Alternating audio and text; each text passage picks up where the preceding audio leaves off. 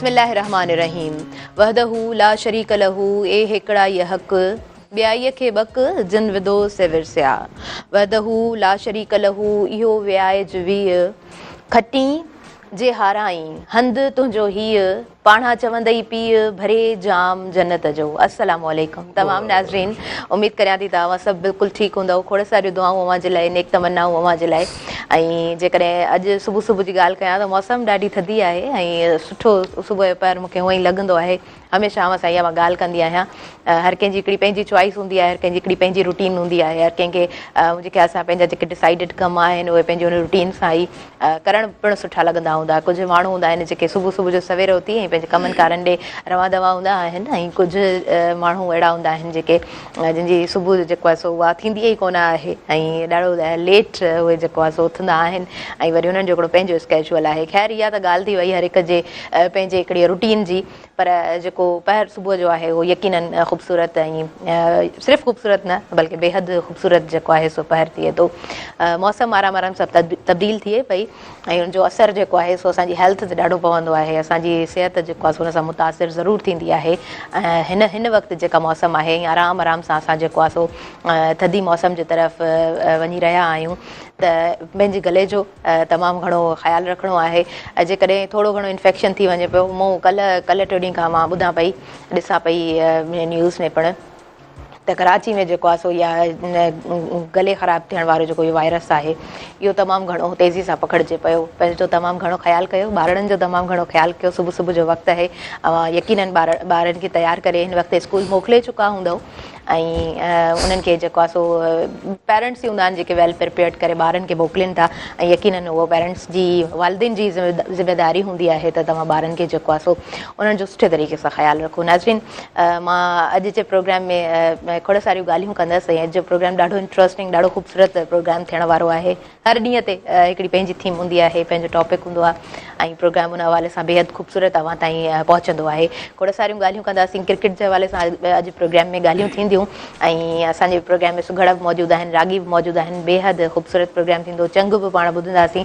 पर हिन प्रोग्राम सां ख़ासि जेको सहकार मौजूदु आहे उहो पहिरीं अव्हां साण मां शेयर कंदी हलंदमि। स्किन वाइट गॉट मिल्क साबुण पाकिस्तान जो बहितरीनु फॉर्मूले सां ठाहियल ही साबुण आहे, बकरी जे खीर जो ठहियल नाज़रीन ही साबुण आहे जेको अव्हांजी स्किन खे ॾाढो फ्रेश रखे थो। हाणे स्किन वाइट साबुण जो फॉर्मूला वधीक एडवांस पिणु थी चुको आहे, जंहिंमें वाइटामिन ए बि मौजूदु आहे ऐं वाइटामिन B3 पिणु मौजूदु आहे जेको हाणे रखंदो अव्हांजी स्किन खे 12 कलाकनि ताईं ताज़ो ऐं तवानो। ऐं यकीनन जेकॾहिं स्किन जी ॻाल्हि कयूं था त जीअं मौसम तब्दील थींदी आहे असांजे मिज़ाजनि ते जहिड़ो असरु पवंदो आहे ऐं उन सां गॾोगॾु स्किन ते सिहत ते जेको असरु पवे थो, स्किन ते पिणु असरु पवे थो। सो तव्हां ही सॉप जेको आहे सो उहो पंहिंजी रूटीन में आणे सघो था ऐं फॉर 12 आवर्स 12 कलाकनि ताईं तव्हांजी स्किन खे ई सुठो रिज़ल्ट पिणु ॾिए थो। अव्हांखे चई चुकसि त अॼु जे प्रोग्राम में आउं जेको आहे सो क्रिकेट जे हवाले सां बि ॻाल्हि ॿोल कंदसि। स्कूल्स सुठे तरीक़े सां हलनि पिया, रवां दवा आहिनि ऐं मौसम जी जॾहिं ॻाल्हि थिए थी त मूं स्टार्टिंग में बि चयो त जॾहिं मौसम तब्दील थींदी आहे त यकीनन उहो असरु त पूरो जो पूरो पंहिंजे रूटीन में पवंदो आहे। त अव्हां जेकॾहिं ॿारनि खे स्कूल मोकिलियो पिया त उन्हनि खे यकीनन हिकिड़ो पेरेंट्स हर शइ खे ॾिसंदा आहिनि, पॉइंट टू पॉइंट हर शइ खे नोट कंदा आहिनि। उन्हनि जो लंच बॉक्स तयारु करणु, ॿारनि जा माना ड्रेस खां वठी सॉक्स ताईं, नंढनि ॿारनि खे तव्हां ॾिसंदव त ॾाढा यूनिक, ॾाढा प्यारा लॻंदा आहिनि, मथे खां वठी उहो पेरनि ताईं ख़ूबसूरत लॻंदा आहिनि। ऐं उन्हनि जे हवाले सां बि ॻाल्हि ॿोल प्रोग्राम में कंदासीं। पर आयल जेके मुअज़्ज़िज़ महिमान आहिनि ऐं उन्हनि जो इंट्रोडक्शन प्रोग्राम में कराईंदी हलां। हिन तरफ़ असां वटि मुंहिंजे साम्हूं जेके पहिरीं सीट ते मौजूदु आहिनि सुघड़ मोहम्मद याकूब जागीरानी साहब असांजे प्रोग्राम में मौजूदु आहिनि। तव्हांखे दिलि जी गहराई सां मां भलीकार चवां थी। संदन किताब मुंहिंजे हथ में मौजूदु आहे। तव्हांखे मां प्रोग्राम में बाद में हुनजे बारे में ॿुधाईंदमि, पर जो कवर आहे उहो ॾेखारींदी हलंदसि किताब जो। यकावड़ याकूब ते ॾाढो सुठो टाइटल आहे ऐं किताब जी ख़ूबसूरती हीअ आहे त हिन किताब में लतीफ़ सरकार जा सुर पिणु जेको आहे सो इंक्लूडिड आहिनि। बेहद ख़ूबसूरत किताब आहे ऐं हिन किताब जो जेको मुहाग आहे उहो नसीर मिर्ज़ा साहबु लिखियो आहे। ऐं नसीर मिर्ज़ा साहब खे जॾहिं बि पढ़ंदा आहियूं त मूंखे ईअं लॻंदो आहे त साम्हूं वेठा आहिनि ऐं उहे ॻाल्हाइनि पिया। उन्हनि जे पढ़ण में जेको आहे सो जॾहिं पढ़ूं था त इहा हिकिड़ी मुंहिंजे ख़्याल सां राइटर जी यूनिकनेस हूंदी आहे त तव्हां जॾहिं कंहिं बि राइटर खे पढ़ो ऐं तव्हांखे लॻे त उहो वेही साम्हूं खां ॻाल्हाए थो। रसूल बख़्श अली साहब खे जॾहिं बि पढ़ियो आहे महसूसु थींदो आहे त उहे जहिड़ो ॻाल्हाइनि पिया साम्हूं वेठा। साईं मोहम्मद इब्राहिम जो खे पढ़ियो आहे त लॻंदो आहे त साम्हूं वेही ॻाल्हाइनि पिया। नसीर मिर्ज़ा साहिब खे जॾहिं बि पढ़ंदा आहियूं त ईअं ई महसूसु थींदो आहे उनमें उन्हनि जे ॻाल्हाइण जो अंदाज़ ऐं के जुमिला अहिड़ा हूंदा आहिनि जिन ते तव्हां टहिक ॾेई खिली पवंदा आहियो ऐं कुझु सीरियस अहिड़ियूं ॻाल्हियूं आहिनि जेके दिलि ताईं यकीननि उहो पंहिंजो असरु रखनि थियूं। इन किताब जे हवाले सां प्रोग्राम में वधीक ॻाल्हि ॿोल कंदासीं नाज़रीन, पर ॿी सीट ते असां सां मौजूदु आहिनि SM नदीम साहब। तव्हांखे दिलि जी गहराई सां मां भली कार चवां थी, वेलकम कहती हूँ मैं आपको प्रोग्राम में। ऐं पाण जॾहिं बि मौजूदु हूंदा आहिनि त गेमिंग जे हवाले सां, क्रिकेट जे हवाले सां, स्पेशली ओवरऑल दुनिया में जेके गेम्स हलनि थियूं ऐं पाकिस्तान में जेके गेम्स हलनि थियूं उन्हनि जे हवाले सां ॾाढा अपडेट रहंदा आहिनि ऐं तव्हां सां पाण असां प्रोग्राम में शेयर कंदासीं। नाज़रीन, हिन तरफ़ जेको असां वटि पूरो ग्रुप मौजूदु आहे, पहिरियों मां तव्हांखे ॿुधाइणु चाहींदसि त उमेद अली खुस साहब असां सां मौजूदु आहिनि। चाचा साईं चंग नवाज़ आहिनि ऐं ॾाढो ख़ूबसूरत चंग प्ले थिए पियो। मां जॾहिं स्टूडियो में आयमि त ॾाढो ख़ूबसूरत आवाज़ ऐं गॾोगॾु ढोलक जो लाइट आवाज़ मूंखे ॾाढो ख़ूबसूरत लॻो। ऐं अव्हांखे मां ॿुधाईंदी हलंदसि त असांजे प्रोग्राम में हिन तरफ़ उस्ताद सोढो जोगी साहब पाण मौजूदु आहिनि, बेहदि ख़ूबसूरत रागी, तमामु बहितरीनु रागी असां वटि मौजूदु आहे। दिलि जी गहराई सां तव्हांखे मां भली कार चवां थी। ऐं उन्हनि सां गॾु ढोलक ते जेको मौजूदु आहे नंदलाल, तव्हांखे बि अदा भली कार चवां थी प्रोग्राम में। सुबुह महिराण प्रोग्राम बाक़ाइदा पंहिंजे उन फॉर्म में अची चुको आहे, प्रोग्राम खे स्टार्ट करे चुकी आहियां। ऐं पहिरियों सीट ते मूंसां गॾु मौजूदु आहिनि सुघड़ मोहम्मद याक़ूब साहब। शुरूआति चाहींदसि तव्हां बि कयो कंहिं बैच सां प्रोग्राम जी। साईं लतीफ़ साईं चयो आहे त रची जे रेटो थिया से नौबाट जन हुए, खुंभ न खारे तन खे जो हालारी हुए, तोड़े धोबी धोए लाली न लहे तंची। वाह वाह। कल्चर डे जो प्रोग्राम आहे, उन में मां रिलन जो हिकिड़ो शेर आहे थोरो सुठो आहिनि। हा, मां उहो ज़रूरु ॿुधणु चाहींदमि, बिल्कुलु ॿुधणु चाहींदमि। नाज़रीन, 1 डिसेंबर असां जेको आहे सो सिंधी कल्चरल ॾींहुं सेलिब्रेट कंदासीं ऐं ॾाढी ख़ूबसूरत थीम आहे। महिराण टेलीविज़न जो बेहदि ख़ूबसूरत स्लोगन आहे त मज़हबी भाईचारो असांजी सकाफ़त ऐं सिंधु दरिया असांजी मईशत। यकीननि सिंधु दरिया असांजी मईशत आहे ऐं मज़हबी भाईचारो असांजी सकाफ़त पिणु आहे, जंहिंखे सिंधी हमेशह खां अज़ल खां क़ाइमु रखंदा अचनि पिया। ऐं सिंध जी जेकॾहिं तारीख़ ॾिसिजे थी त बेहदि पुराणी तारीख़ ऐं ख़ूबसूरत तारीख़ पिणु आहे। हैदराबाद जी मां कल्ह हिकिड़ो किताबु पढ़ां पई, हुन में मीरनि ऐं टालपुरनि जो जेको दौरु आहे उन बाबति उहो किताबु लिखियलु आहे, जंहिंखे Pakistan study centre Sindh university publish करायो आहे। बेहदि ख़ूबसूरत किताबु आहे। उन हवाले सां ज़रूरु तव्हां सां मां ईंदड़ प्रोग्राम में ॻाल्हि ॿोल कंदसि। पूरी हिस्ट्री हुन में हैदराबाद जी आहे, नेरून कोट खां पोइ हैदराबाद जो नालो पवणु ऐं जेके बि दौर गुज़रिया आहिनि। बेहदि हिकिड़ी हिस्ट्री त ख़ैर मूंखे पर्सनली तमामु घणी पसंदि आहे। प्रोग्राम में तव्हां सां गॾोगॾु शेयर कंदी हलंदसि, रिलिन बाबति ज़रूरु ॿुधंदसि। पर पहिरीं अव्हां ॿुधायो प्रोग्राम में अचण ते अव्हांखे केतिरी ख़ुशी हुई जॾहिं तव्हांखे नियापो आयो त प्रोग्राम में तव्हांखे अचिणो आहे। मां ॿुधणु चाहींदमि अव्हांजी ज़ुबानी। तव्हां असांजे जेको नियापो कयो, असां उहो अमीन कयो ऐं असांखे ख़ुशी थी त असांखे पंहिंजी सुबुह महिरान चैनल ते असांखे तव्हां शरीफ़ कयो। इहा बि असांखे ख़ुशी आहे ऐं तव्हांजी असां ते इनायत ऐं महिरबानी थिए। तमामु सुठो। ऐं मूंखे बेहदि सुठी ॻाल्हि इहा लॻी त अव्हांजो किताबु छपजी पधिरो थी चुको आहे। हीअ किताबु बेहदि ख़ूबसूरत आहे। मां टाइटल ॾिसी चुकी आहियां किताब जो ऐं फ़हरिस्त में जेके बि हाईलाइटेड शयूं आहिनि उहे मां ॾिसी चुकी आहियां। किताब जे हवाले सां ॻाल्हाईंदासीं। SM नदीम साहब, असां जेको आहे सो क्रिकेट जे हवाले सां जेकॾहिं ॻाल्हायूं त पाकिस्तान या ऑस्ट्रेलिया जो असां जेको आहे सो मैच ॾिठोसीं, पाकिस्तान विन कयो, बेहदि ख़ुशी थी। आपकी ज़ुबानी सुनना चाहूँगी। हाँ बिल्कुल, ये 22 साल के बाद ऐसा कुछ हुआ कि पाकिस्तान ने ऑस्ट्रेलिया के अंदर कोई सीरीज़ जो है हराई है।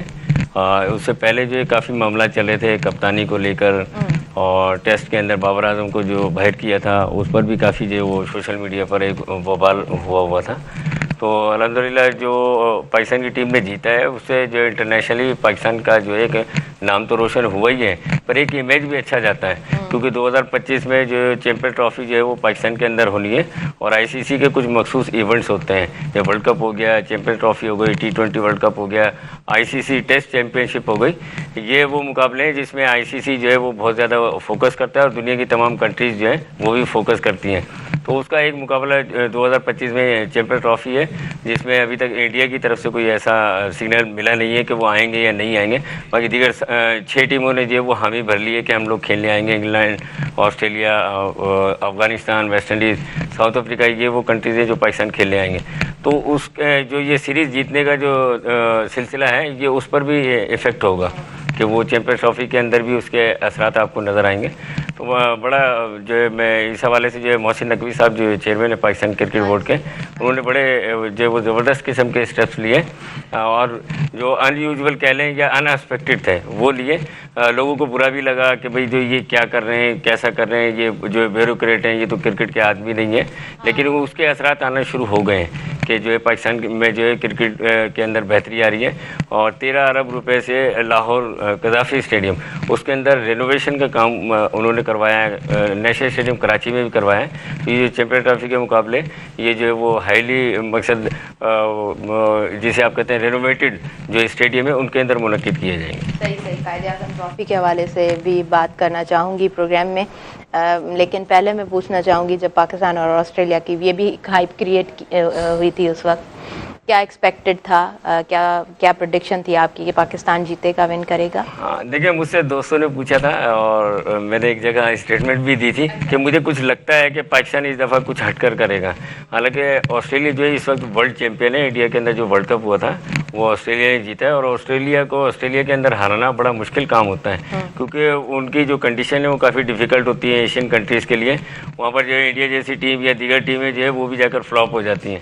तो पाकिस्तान ने वहाँ पर 2-1 सीरीज़ जो जीती है इसका क्रेडिट जो है वो टोटली पीसीबी और जो कप्तान हमारे जो नए बने रिजवान मोहम्मद रिजवान उनको कप्तान बनाया गया। तो उनको दूंगा कि भाई जो उन्होंने बड़ा ज़बरदस्त जो है वो स्ट्रेटजीज बनाई और अच्छा परफॉर्म किया और टीम सिलेक्शन भी अच्छी हुई कि जिसकी वजह से जो वो प्लेयर्स ने परफॉर्म किया।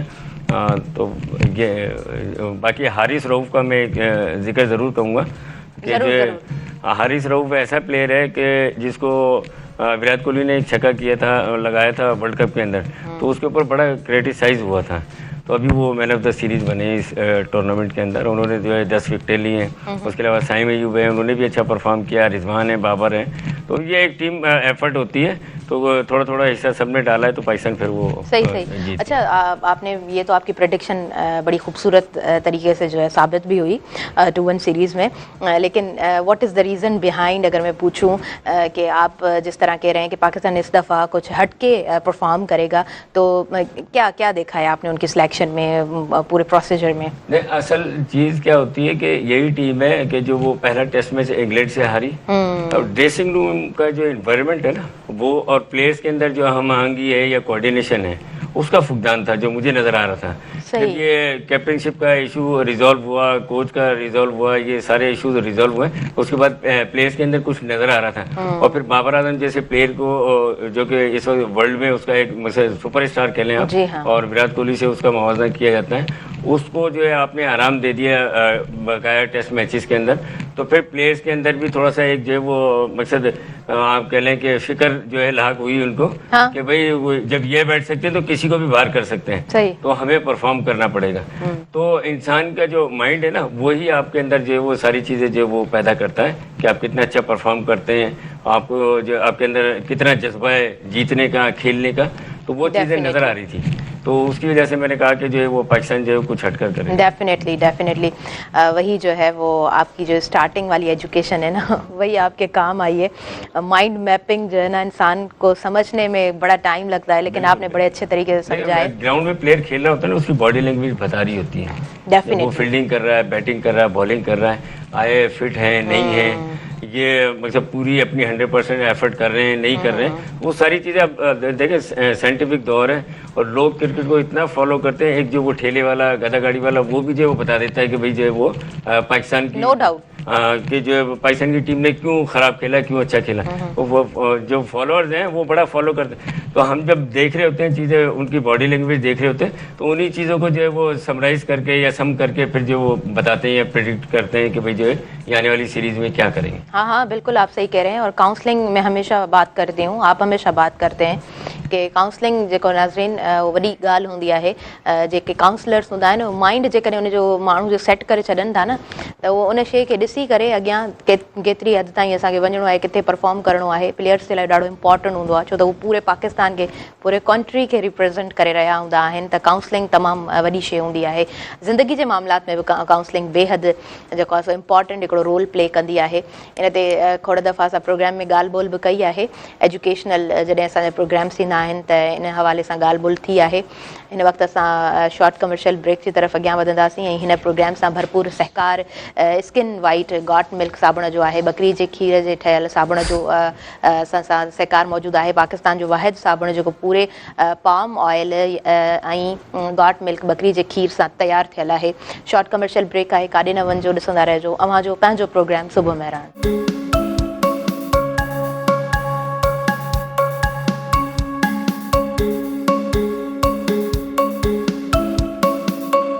नाज़रीन सभिनी ॾिसंदड़नि खे भली कार चऊं था। सुबुह महिराण में अव्हां सभिनीनि खे ॿीहर अव्हां जेकॾहिं हिन वक़्तु स्क्रीन खोली आहे त आउं ॿीहर भली कार चवां थी। अव्हां जी पंहिंजी मेज़बान तायरा जो हिन प्रोग्राम सां ख़ासि सहकार मौजूदु आहे स्किन वाइट साबुण जो, जिन में सिर्फ़ु ऐं सिर्फ़ु ख़ालिस शयूं मौजूदु आहिनि, यानी जेके इंग्रीडियंट्स आहिनि उहे प्योर इंग्रीडियंट्स मौजूदु आहिनि। सो अव्हां यकीनन इस्तेमालु करे सघो था, जंहिंजो रिज़ल्ट पिणु अव्हांखे ॾाढो सुठो मिलंदो।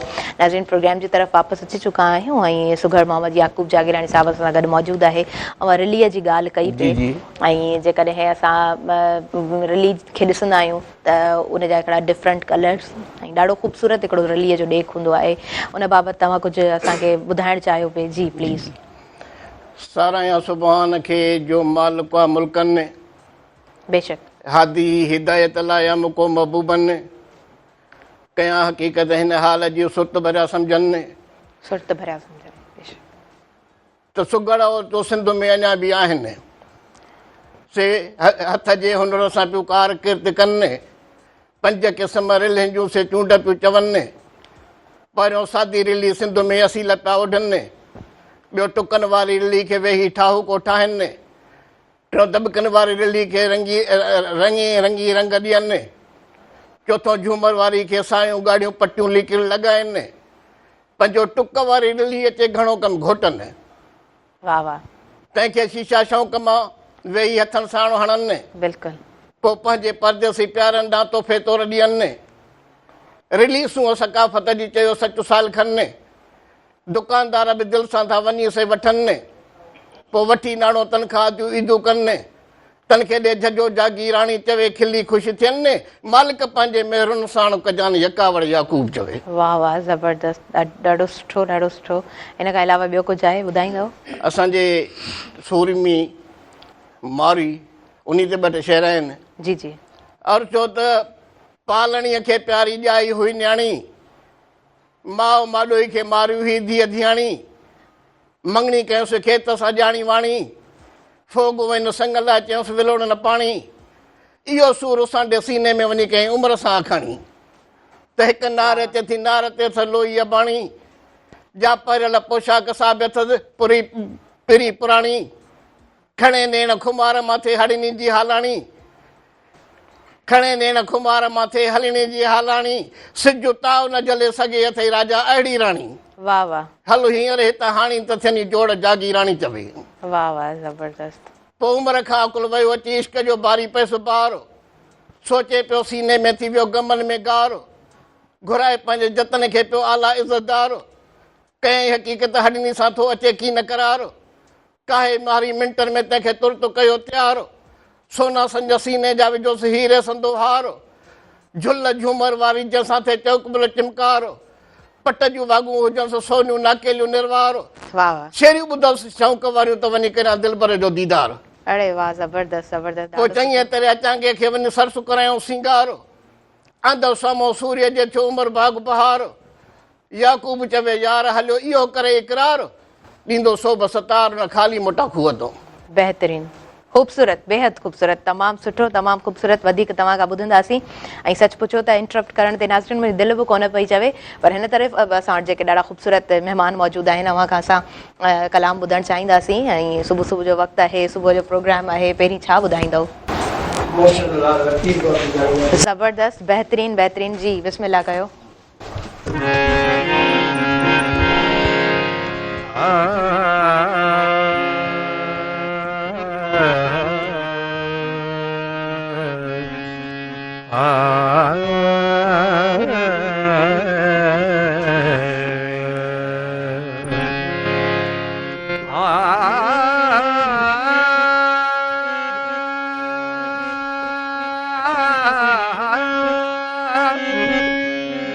वडावण वणकार जा चिमूजित चीहा मुंह मंज़ल तिहा हो त बोलियो कलबिया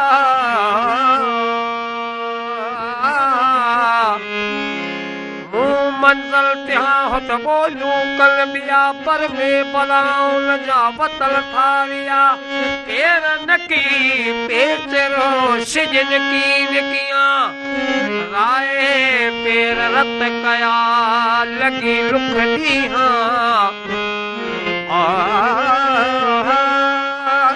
लिखे जालिया पहलू लाल लतीफ चई जी जी लतीफ अला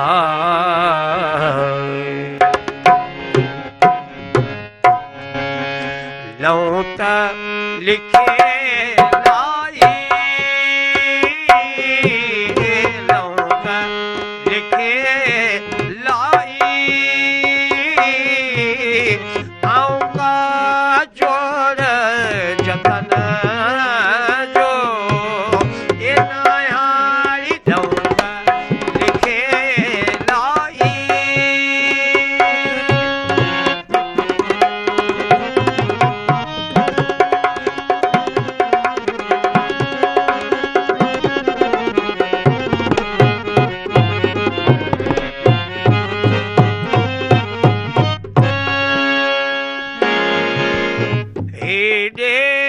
शहर बंभार में शहर बंभार में भेड़ नको भाई भेड़ नको भाई का जोड़ जतन जो नायारी जेरियो लऊं त लिखे लाई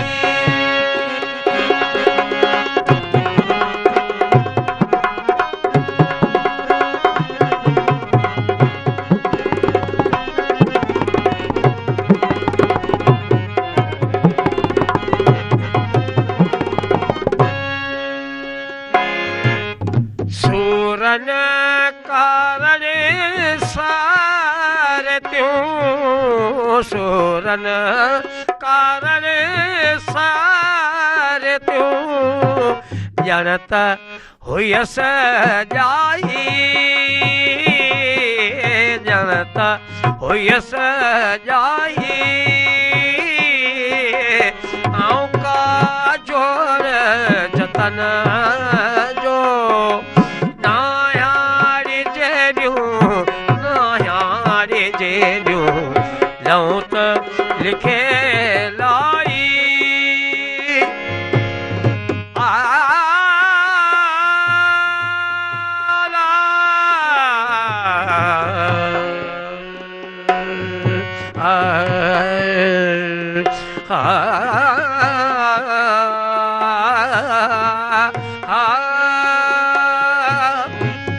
वडावण वणकार जा अज्ञानांग सुजन नीला उते अब्दुल लतीफ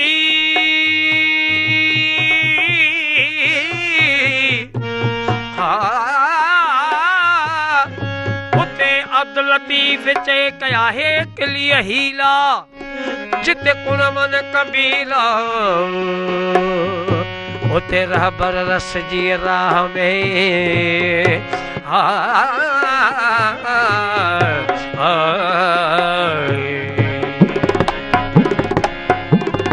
मुर्शद लाल लतीफ चे बिच जो घोट लतीफ चे साणन हले काई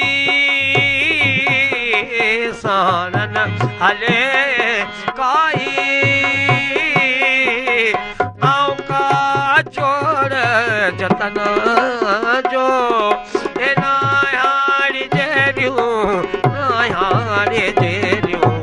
लऊं त लिखे लाई। खूबसूरत बेहद खूबसूरत ऐं प्रोग्राम असांजो बेहद खूबसूरत बणिजी चुको आहे।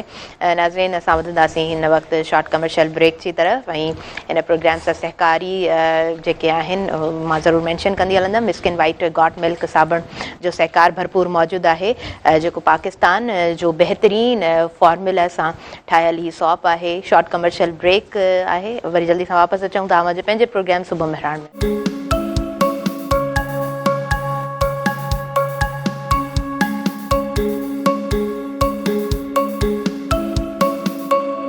नाज़रीन सभिनी ॾिसंदड़नि खे भली कार चवां थी अवांजे पंहिंजे प्रोग्राम सुबुह मेहरान में ऐं सुबुह मेहरान सां भरपूर सहकार मौजूदु आहे। स्किन वाइट गॉट मिल्क साबुण जो बकरी जे खीर जो ठहियल ही साबुण आहे। असांजी दावा आहे त पाकिस्तान में हिन खां वधीक सुठो ठहियल को बि साबुण मौजूदु न आहे ऐं जेको 12 कलाकनि ताईं अवांजी स्किन खे फ्रेशन अप रखे थो। ऐं उनखां अलावा जेकॾहिं मौसम जी ॻाल्हि कजे थी त स्किन यकीनन ड्राई थिए थी ऐं ड्राई स्किन ते तव्हां को बि सॉप जॾहिं यूज़ कंदा आहियो त तव्हांजी स्किन ते उहो सुठो रिज़ल्ट कोन छॾींदो आहे, छो त ऑलरेडी स्किन ड्राई हूंदी आहे। ऐं साबुण जेको बि मार्केट में अचो सॉप जेको तव्हां वठो था ॾाढा हार्श हूंदा आहिनि, ॾाढा तेज़ हूंदा आहिनि, त उहो ड्राई स्किन ते उनजो सुठो इम्पैक्ट कोन हूंदो आहे। पर जेको साबुण बकरी जे खीर सां ठहियल आहे ऐं जेको प्योर जंहिंमें इंग्रेडियंट्स मौजूदु आहिनि त यकीनन उहो स्किन खे हिकिड़ो सुठो इम्पैक्ट पंहिंजो ज़रूरु छॾींदो। सुबुह जो हूअं बि जॾहिं तव्हां उथो था त जेकॾहिं थोरो अव्हां को बि लोशन उन सां हल्को फेस खे तव्हां मसाज करे ऐं पोइ वरी जॾहिं तव्हां फेस वॉश कयो था त उनजो रिज़ल्ट बेहद सुठो ईंदो आहे। प्रोग्राम जी तरफ़ वापसि अची चुका आहियूं ऐं असांजा महिमान मौजूदु आहिनि। SM नदीम साहब खां मां पुछणु चाहींदमि तव्हांखे मां ॿुधाईंदी भला त Sindh premier and junior league बि थियण वारी आहे ऐं क़ाइदे आज़म ट्रॉफ़ी जे हवाले सां मां ॻाल्हाइणु चाहियां पई। SM नदीम साहब, क़ाइदे आज़म ट्रॉफ़ी के हवाले से बात करना चाह रही हूँ, आप किस तरह से हमें बताएंगे क़ाइदे आज़म ट्रॉफ़ी के हवाले से? ये डोमेस्टिक का सबसे बड़ा इवेंट होता है पाकिस्तान का। 4 रोज़ा मैचेस होते हैं। इंटरनेशनली जो पाकिस्तान की टीम खेलती है, हाँ। लेकिन जो क़ाइदे आज़म ट्रॉफ़ी है उसी से ही प्लेयर जो वो पाकिस्तान टीम के लिए जो रसाई हासिल करते हैं। इसमें जो परफॉर्म करते हैं, अब आपके सामने कामरान गुलाम जो अभी पाकिस्तान खेल रहे हैं, उन्होंने क़ाइदे आज़म ट्रॉफ़ी में रन्स किए 2-3 सीज़न के अंदर, फिर उनको पाकिस्तान टीम के अंदर लेकर गए। तो इसमें टोटल जो वो वैसे तो 16 रीजन है नाम के हिसाब से, पर कराची और लाहौर की 2-2 टीमें होती हैं, ब्लूज़ और वाइट। तो ये 18 रीजन की टीमें पार्टिसिपेट कर रही हैं, जिसमें हैदराबाद भी शामिल है और डेरा मुराद जमाली है, लाड़काना है और हमारा जो कराची। ये तो यहाँ से सिंध से और बलूचिस्तान से हो गए। बाकी जो पंजाब और KP के फाटा, कश्मीर, उधर से जो है वो टीमें बनकर आती हैं। और ये समझ लें कि हाईली अटेंशन कह लें आप, ये जिसे कहते हैं ना हाईली डिमांडेड इवेंट होता है वो डोमेस्टिक प्लेयर्स का, कि इसमें परफॉर्म करें, हम इंटरनेशनल लेवल पर जाएं। अच्छा, जो प्लेयर 5 मैचेस खेलता है और अच्छा परफॉर्म करता है तो वो इंग्लैंड के लिए भी एलिजिबल हो जाता है काउंटी खेलने के लिए इस टूर्नामेंट के अंदर। तो इसकी एक ये भी जो वो अफादियत है। तो इसमें हैदराबाद की टीम ने भी 3 मैच खेले, 1 हारा है, लास्ट वाला मैच तीसरा। 2 मैच जो है हैदराबाद ने अच्छे खेले हैं और जीता भी है। उसमें हेड कोच जो हमारे हैदराबाद के फैसल अतर वो हैं, और रिजवान कुरैशी हैं, अब्दुल रऊफ, ये मुख्तलिफ लोग हैं जो टीम के साथ अटैच हैं। और जो वो टीम जो वो मुख्तलिफ इलाकों में इस्लामाबाद गई हुई थी, अभी तो इस्लामाबाद में मैचेस हैं, डायमंड क्रिकेट ग्राउंड और दूसरे दीगर ग्राउंड्स के ऊपर। बाकी के कराची जो है वो भी पंजाब की तरफ मूव किया हुआ है, ज़्यादा टूर्नामेंट जो है उधर ही हो रहे हैं। वुमेन का टूर्नामेंट जो है वो नेशनल वनडे कप जो है वो कराची के अंदर होना है, तो उसकी तैयारी भी चल रही है। वो जो कराची के अंदर जो है हमारी जो पाकिस्तान की वुमेन ख़वातीन जो हैं उनके लिए एक मौका है कि वो वहाँ पर परफॉर्म करें और जो है वो पाकिस्तान टीम है।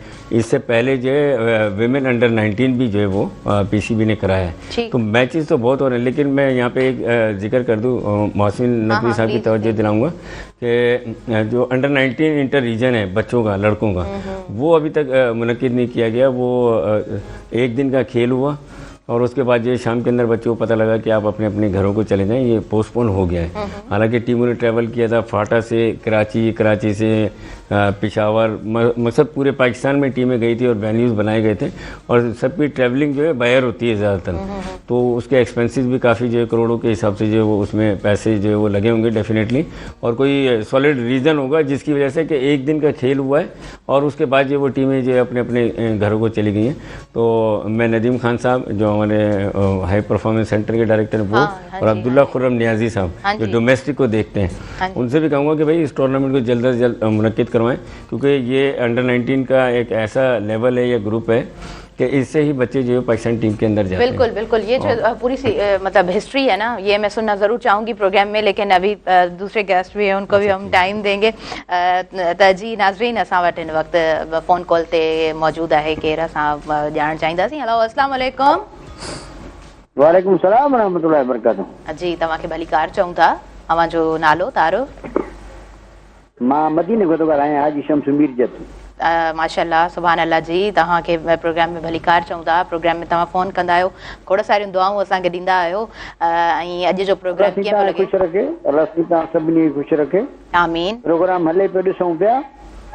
जी जी, महिरबानी। देखो कलाम को ॿुधायो, नओं कलाम को ॿुधायो असांखे। वाह वाह, ज़बरदस्त, ॾाढी सुठी ॻाल्हि कई अथव। तव्हांखे ॿुधाईंदासीं, ऐं तव्हांजी फ़ोन कॉल प्रोग्राम में जॾहिं आई त मूंखे थोरो क्लिक थियो त मतां जेको आहे सो मदीने शरीफ़ खां असांखे फ़ोन कॉल हुजे। तव्हां खोड़ सारियूं दुआऊं कजो ज़रूरु, ऐं जी जी, महिरबानी महिरबानी। प्रोग्राम में तव्हां शामिलु थियो, हिन तरफ़ नाज़रीन मां वधणु चाहींदमि। अॻियां असां वटि मौजूदु आहे उम्मीद अली खोसो साहिबु, ऐं चाचा साईं खां चंग ॿुधंदासीं। जी, हाणे छा था ॿुधायो, कहिड़ी धुन आहे?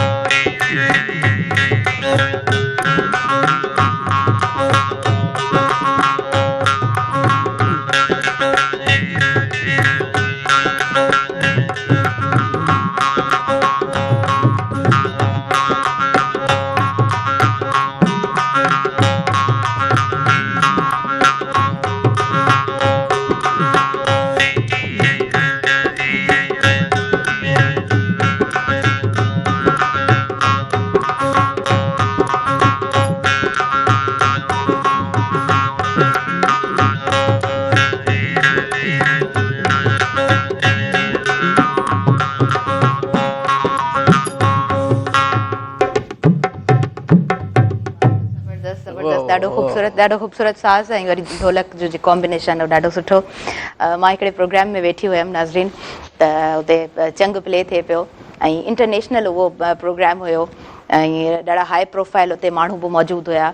जॾहिं चंग प्ले थियो ऐं शाहीन गुल उन वक़्तु जॾहिं चंग प्ले कयो त ढोलक जेको ॾाढो तेज़ हुयो, त उन ढोलक जेको आहे सो चंग जे उन साज़ खे थोरो माना घटि करे छॾियो ऐं ढोलक घणो नुमाया थी वियो। हिन प्रोग्राम में हिते ॿुधां पई त मूंखे हू साज़ बि ॾाढो ख़ूबसूरत तरीक़े सां महसूसु थिए पियो ऐं वरी ही ढोलक जो जेको कॉम्बिनेशन आहे, नंदलाल जॾहिं ढोलक वॼाए पियो त ॾाढो ज़बरदस्त हिकिड़ो कॉम्बिनेशन थी वियो, बेहद सुठो लॻो, ख़ूबसूरत लॻो। प्रोग्राम जी तरफ़ अॻियां वधूं था ऐं प्रोग्राम में सुगड़ मोहम्मद याकूब जागराणी साहब मौजूदु आहे। सो अव्हां खां असां कुझु ॿुधणु चाहींदासीं, हाणे छा ॿुधाईंदव? साईं ससुई जी ॻाल्हि कई, हा हा थोरो वरी ससुई ते रोशनी विझूं। जी बिल्कुलु बिल्कुलु। अर्ज़ु चयो त जॾहिं हिनखे साहेड़ियुनि ने मिनथूं बि कयूं, इलाज बि कया त तूं न वञो, पर हाणे चवनि पई त के चऊं हाणे काफ़िलो केॾा कुर्ब कयऊं, थियूं कचरियूं कुर्ब वारियूं पे मोती मयाऊं, पुनल ऐं पाण में वेठे कुर्ब वॼाऊं, तंहिंखे सन्या सॼणनि जा पे वारे ॾिनऊं, मूं बि कंहिं में ख़िदमत खाननि जी पे मुंडे ॾिठाऊं, करे नेकियो पुनल खे पे चिटो चयाऊं, नंगू सम्झी पंहिंजो पे मूंखे कुर्ब ॾिनऊं। वरी अलाए कहिड़ियूं कयूं मूं खाननि जूं खताऊं, जो उथी आधी राति जो मुंहिंजो खानो खयाऊं। हुयसि त नंगू निमाणी तंजी छो शोर छिनाऊं, हाय फतनी जे हाल ते न इहा गोली गॼाऊं, भरे सुॾका साहेड़नि सां पे रतुर नाऊं, त दुआ करियो जेॾियूं वेंदसि पुनल ॾियाऊं।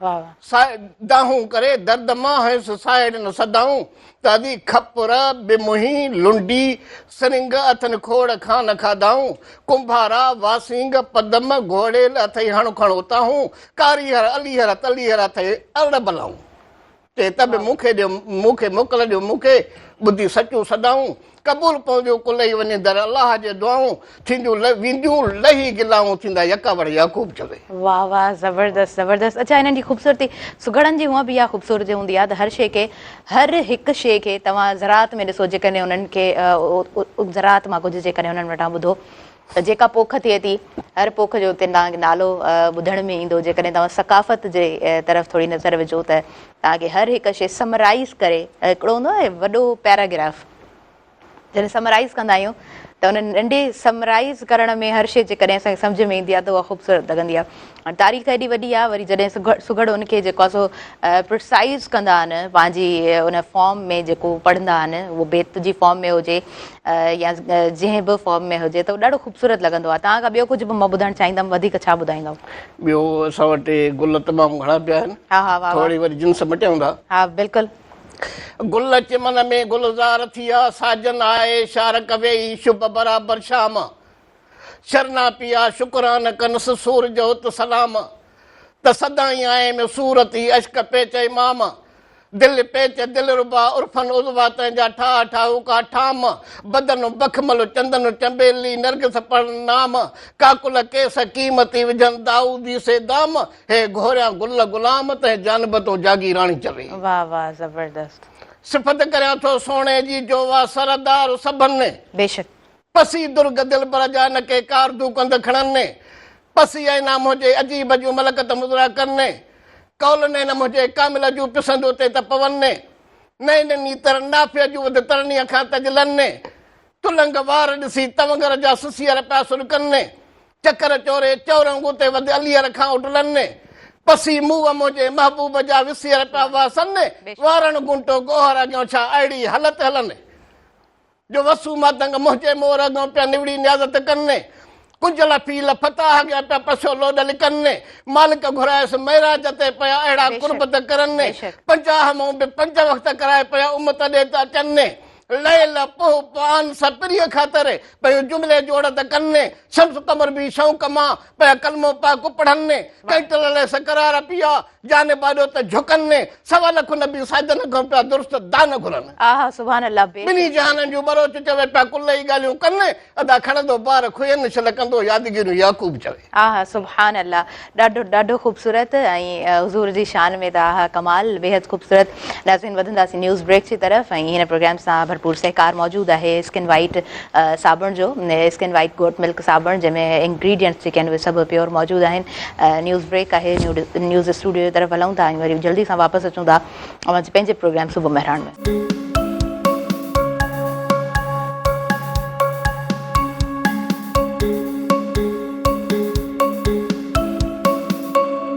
नाज़रीन सभिनी ॾिसंदड़नि खे भली कार चवंदी आहियां जो पंहिंजे प्रोग्राम सुबुह मेराण में ऐं सुबुह मेराण में भरपूर सहकार मौजूदु आहे स्किन वाइट गॉट मिल्क बकरी जे खीर जे ठहियल साबुण जो ऐं असांजी दावा आहे त पाकिस्तान में ही नंबर 1 सोप आहे जेको पंहिंजी मयार जो हिकिड़ो बहितरीनु साबुण आहे। ऐं जेकॾहिं मां मौसम जी ॻाल्हि कयां थी त मां पहिरीं ॿुधाए चुकसि त मौसम जो इफेक्ट मिज़ाजनि सां गॾु स्किन ते बि ॾाढो पवंदो आहे ऐं जेकॾहिं का सुठी प्रोडक्ट मार्केट में मौजूदु आहे त वाई नॉट छो न उहा इस्तेमालु कजे।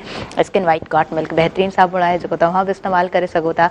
SM नदीम साहब जी तरफ़ मां अॻियां वधणु चाहींदसि ऐं थोरो सो मां ॿुधणु चाहींदमि क़ाइदे आज़म जी जेको असां डिस्कस कयोसीं ट्रॉफ़ी जे हवाले सां उनजी हिस्ट्री जे बाबति मां ॿुधणु चाहींदमि। हाँ देखिए, मैंने पहले भी जिक्र किया कि ये टूर्नामेंट जो है बड़ा अहमियत का हामिल होता है।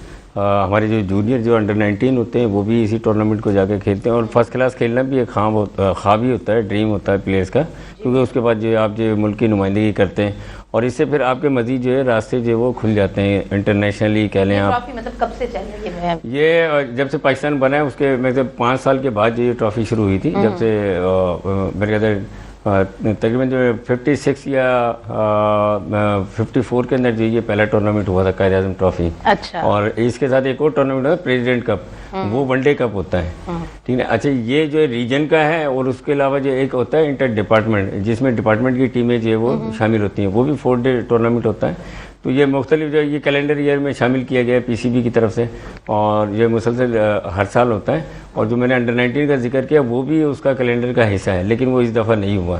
तो इन्होंने दीगर टूर्नामेंट तो कराए, HSC इंटर यूनिवर्सिटी करवा दी और इंटर स्कूल करवाने में अभी इनकी दिलचस्पी है, इंटर कॉलेजेट करवाने में। PCB जो ऑन कर रही है जिन टूर्नामेंट्स को, तो वो अंडर 19 वाला वो नहीं करवाया। तो उसके लिए मैं कह रहा था आपको कि जो वो भी होना लाजमी है और उसको करवाना चाहिए, रीशेड्यूल करवाएं। ठीक। SM नदीम साहब फ़ोन कॉलर हैं हमारे पास, उनको प्रोग्राम में मैं शामिल करना चाहूँगी। हेलो, अस्सलाम वालेकुम। कॉल ड्रॉप थी वई आहे। इट्स ओके, तव्हां ॿीहर बि फ़ोन करे सघो था ऐं स्क्रीन ते ॾिनल हेठि नंबर हली रहियो आहे, तव्हां डायल कयो, प्रोग्राम में शामिल थियो।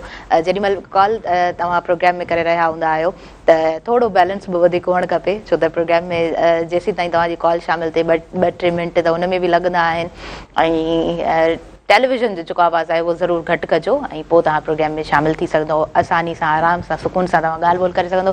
जी प्लीज़ आप कंटिन्यू करें। देखिए, क्रिकेट जो है जब से इंग्लैंड ने यहाँ पे हुक्मरानी की है बड़े सगीर पाक व हिंद में, और ये वही लेकर आए थे क्रिकेट, और काफ़ी मूवीज़ भी बनी हैं और सारी चीज़ें। तो पहले से ही जो है वो जब ये पार्टीशन हुआ पाकिस्तान और हिंदुस्तान का, उससे पहले ही जो है क्रिकेट यहाँ पर होती थी। तो क्रिकेट तो स्टार्ट से ही चलती आ रही है, क्रिकेट हो गई, हॉकी हो गई, ठीक है ना। उसके बाद जो ये जब पार्टीशन हुआ तो फिर इंडिया के अंदर रणजी ट्रॉफी होती है, हमारे यहाँ क़ाइद आज़म ट्रॉफी होती है, ठीक है। उधर और मुख्तलिफ कप होते हैं, हमारे यहाँ जैसे प्रेसिडेंट कप होता है, ठीक है। उसके अलावा वनडे कप अलग होता है, T20 का अलग होता है। तो ये टूर्नामेंट्स हैं। अब क़ाइद आज़म गेम्स भी जो है इस्लामाबाद में हो रहे हैं। अच्छा। जी हाँ, वो 11 दिसंबर से और 16 दिसंबर तक तो उसके ट्रायल्स वगैरह चल रहे हैं पूरे सिंध के अंदर। ये पाकिस्तानी स्पोर्ट बोर्ड का, अच्छा, ओवरऑल सिंध से जो है वो जी पाकिस्तानी स्पोर्ट बोर्ड करवाता है। पूरे 4 सूबे जो है हमारे गिलगित बल्तिस्तान हो गया, अपना फाटा हो गया, ये भी पार्टिसिपेट करते हैं। इनकी टीमें होती हैं, मुख्तलिफ खेल होते हैं ख़वातीन और मर्दों के। तो अभी 9 तारीख को ट्रायल्स थे कराची के अंदर। मैं खुद भी सिलेक्शन कमेटी में था, वहाँ गया हुआ था कराची। अच्छा। तो वो टीमें बन रही हैं, अब ये जाएंगे। देख लें, स्पोर्ट्स के ज़रिए मैं आपको बताऊँ कि क्या होता है कि बच्चों के अंदर सोशल रिलेशन डेवलप नहीं, मैं इसके हवाले से ज़रूर बात करना चाहूँगी। ये बहुत इंपॉर्टेंट टॉपिक है और इहा शइ जेकॾहिं असां सम्झी वठूं था त स्टडी त ठीकु आहे पंहिंजी जॻह ते, पर गॾोगॾु चवंदा आहिनि न, हूअं बि हिकिड़ो सेंटेंस ॾाढो मशहूरु आहे असां वटि, त जेकॾहिं असां वटि ग्राउंड्स आबाद हूंदा, मैदान जेकॾहिं रांदियुनि जा आबाद हूंदा, त पोइ जेके इस्पतालूं आहिनि, असां कंहिं बि स्कूल में वञूं था त असांखे घणो क्राउड नज़र अचे थो, असां हॉस्पिटल्स ते नज़र विझूं था त असांखे घणो क्राउड नज़र ईंदो आहे। त हॉस्पिटल्स जेकॾहिं वीरान तव्हां ॾिसणु चाहियो था त पोइ तव्हां रांदियुनि जा मैदान आबाद करियो। असां अॻियां वधणु चाहींदासीं। उस्ताद सोढो जोगी असां सां गॾु मौजूदु आहे, तव्हां खां असां कलाम ॿुधणु चाहींदासीं। जी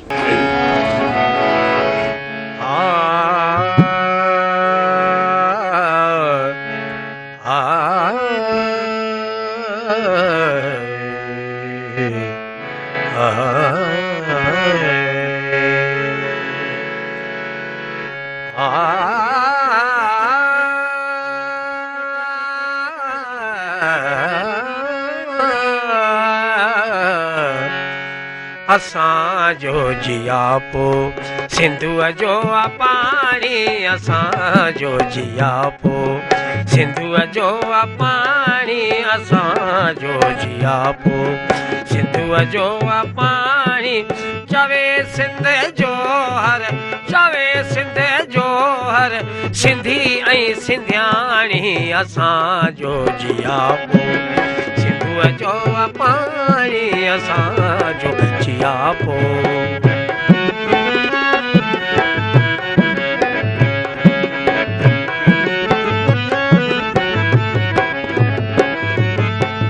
नाल असांखे क़बूल कीन आहे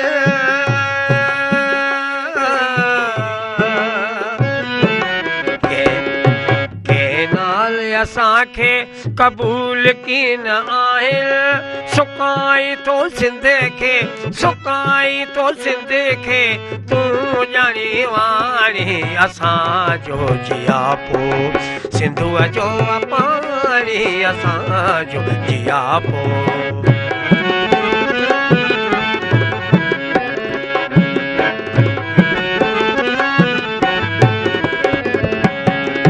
हुजे मौज मस्ती सिंधुअ में सदाई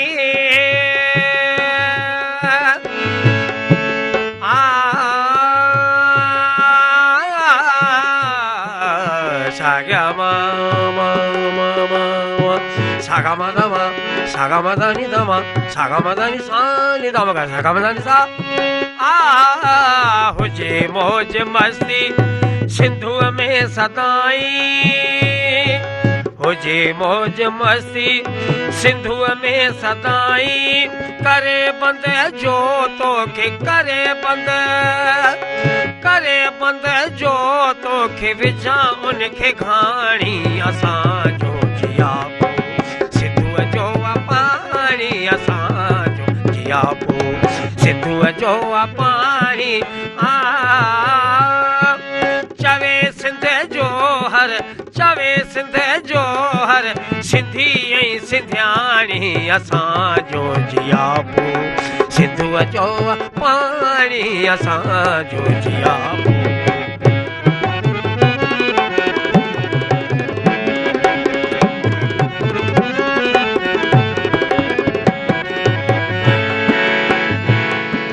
कटाए सिर तो लाए शाह नवाज़ छॾींदो कटाए सिर तो लाए शाह नवाज़ छॾींदो हाणे सिंध तुई जो तो हाणे सिंध तुई जो तो नारो निज़ामाणी असांजो जियापो सिंधुअ जो पाणी असांजो जियापो सिंधुअ जो पाणी चवे सिंध जो हर चवे सिंध जो हर सिंधी ऐं सिंधियाणी असांजो जियापो सिंधुअ जो पाणी असांजो जियापो जीलती जो केस आहे ऐं ॾाढो ख़ूबसूरत तरीक़े सां तव्हां ॻायो आहे शाइर ॾाढो ख़ूबसूरत तरीक़े सां लिखंदा आहिनि ऐं रागी बेहद ख़ूबसूरत तरीक़े सां जॾहिं परफॉर्म कंदा आहिनि त यकीनन दिलि ख़ुशि थी वेंदी आहे ऐं असां सुघड़ी याकूब जागीराणी जे तरफ़ वधणु चाहींदासीं अव्हां जो किताबु अव्हां पाणी खणी सघो था ऐं किताबु अव्हां जो मौजूदु आहे बेहद ख़ूबसूरत किताबु नाज़रीन हुन हवाले सां असां मां ॻाल्हि ॿोल करे चुकसि कॾहिं खां लिखणु शुरू कयो अव्हां ऐं तक़रीबन 82 खां वठी अच्छा 82 खां वठी लिखणु शुरू कयो ऐं वरी किताबु पब्लिश कराइणी माना हिकिड़ो वॾो गहरो कमु आहे ॾुखियो कमु आहे पोइ अव्हां शुरू खां सोचियो त कराइणो आहे अॻियां हली आराम आराम सां कमु कंदे पोइ ख़्यालु पैदा थियो तक़रीबन 1.5 साल थी वियो जो कंप्यूटर सही न आहिनि हीअ शइ न आहे हली इहो तयारु थी वियो आहे अञा 2 किताबनि जो मां वटि जेको प्रूफ पियो आहे ऐं उहो प्रूफ न थियो आहे अच्छा ऐं जीअं त मां 82 खां वठी जीअं शुरूआत कई आहे सुगड़ाए पइजी त मूंखे रेडियो पाकिस्तान ते घुरायो वियो PTV ते घुरायो वियो साईं सालिम शाह मुंहिंजूं कचहरियूं थियूं ऐं उते साईं आज इजाज़ उकेली साहिब सां कचहरियूं थियूं हाणे असांजा उते प्रोड्यूसर सिकंदर सां रहंदो आहे इहो PTV जो नेशनल जो अॻुवाण आहे ऐं उन खां पोइ इहा आहे जेको बि प्रोग्राम सरकारी थींदो आहे असांखे मिलंदो आहे। सही सही ज़बरदस्त। अच्छा, तव्हांजे खानदान में पहिरीं बि सुघड़ थी गुज़रिया जी आहिनि? जी, मुंहिंजो चाचो सुघड़ हुयो जंहिंजो मां इन किताब में बयानु कयो आहे। उहो पढ़ियलु घटि हुयो, अनपढ़ हुयो, पर उनजी शाइरी तमामु बिल्कुलु भली हुई। सही। ऐं उन जे तव्हां सां मूंखे शाइरी जो शौक़ु थियो। अच्छा। जो हू मूंखे लिखाईंदो हुयो ऐं मूंखां पढ़ाईंदो हुयो, पाण यादि कंदो हुयो। पोइ उन लेवल ते मूंखे शाइरी जो शौक़ु थियो, मां पाण शाइरी पोइ कई। अच्छा, उन्हनि जो नालो ज़रूरु ॻणाइजो, उन्हनि जो नालो छा हुयो? मुंहिंजे बाबे जो असां बाबा चवंदा हुआसीं, उनखे जानू फ़क़ीर नालो हुयोसि। इन किताब में शामिल आहे उन जो नालो जानू जागीराणी। सही। ऐं असांजा वॾा सुघड़ ॿिया हुया, अलीशेर जागीराणी हुयो। इहे वॾा सुघड़ हुया, पर उन्हनि जो किताब बि कोन्हे ऐं उन्हनि जा असांखे शेर बि कोन मिलिया। छो जो तॾहिं असांखे शौक़ु कोन हुयो। जंहिं माण्हू खे हथु आयो त उहो पंहिंजा नाला विझी शहर में हलिया विया। सही सही। बेहद ख़ूबसूरत ॻाल्हि इहा हूंदी आहे त तव्हां पंहिंजी जेका राइटिंग आहे उनखे प्रिज़र्व कयो, तव्हां उनखे महफ़ूज़ कयो। ऐं यकीनन केतिरा ई सुघड़ थी गुज़रिया आहिनि धरतीअ तां जिन जो नालो निशान मौजूदु न आहे, पर उन्हनि जो जेको लिखियलु आहे, जेको उन्हनि पंहिंजे वक़्त में ॾिठो या जेको उन्हनि बयानु कयो, उहा शइ असां वटि सेव कोन आहे। अच्छा, मां तव्हांखां इहो बि पुछणु चाहींदसि त जॾहिं पहिरियों दफ़ो लिखियो त तव्हां कंहिंखां प्रूव करायो, कंहिंखे ॾेखारियो, कंहिंखे ॿुधायो? कुझु यादगिरियूं त हूंदियूं आहिनि न? जी जी, हाणे मां प्रूव करायो सर।